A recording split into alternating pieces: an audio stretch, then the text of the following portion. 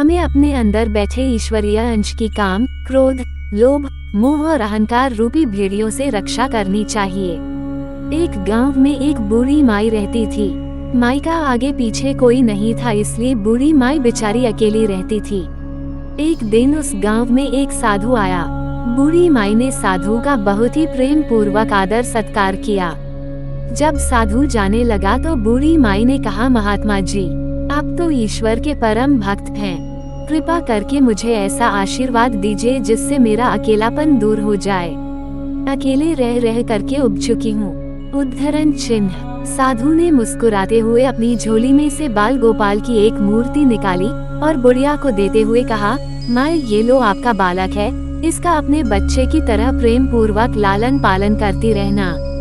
बुढ़िया माई बड़े लाड प्यार से ठाकुर जी का लालन पालन करने लगी। एक दिन गांव के कुछ शरारती बच्चों ने देखा कि माई मूर्ति को अपने बच्चे की तरह लाड कर रही है। नटखट बच्चों को माई से हंसी मजाक करने की सूझी। उन्होंने माई से कहा, अरे मैया सुन, आज गांव में जंगल से एक भेड़िया घुस आया है जो छोटे बच्चों को उठाकर ले जाता है और मारकर खा जाता है। तू अपने लाल का ख्याल रखना, कहीं भेड़िया इसे उठाकर ना ले जाए।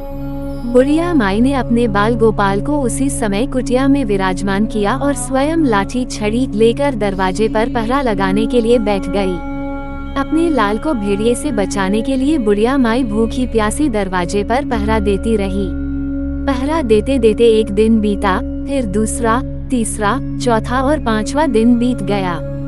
बुढ़िया माई 5 दिन और 5 रात लगातार बगैर पल के झपकाए भेड़िए से अपने बाल गोपाल की रक्षा के लिए पहरा देती रही। उस भोली भाली मैया का ये भाव देखकर ठाकुर जी का हृदय प्रेम से भर गया। अब ठाकुर जी को मैया के प्रेम का प्रत्यक्ष रूप से आस्वादन करने की इच्छा हुई। भगवान बहुत ही सुंदर रूप धारण कर वस्त्राभूषणों से सुसज्जित होकर माई के पास आए। ठाकुर जी के पांव की आहट पाकर माई अड़ा गई कि कहीं दुष्ट भेड़िया तो नहीं आ गया मेरे लाल को उठाने। माई ने लाठी उठाए और भेड़िए को भगाने के लिए उठ खड़ी हुई।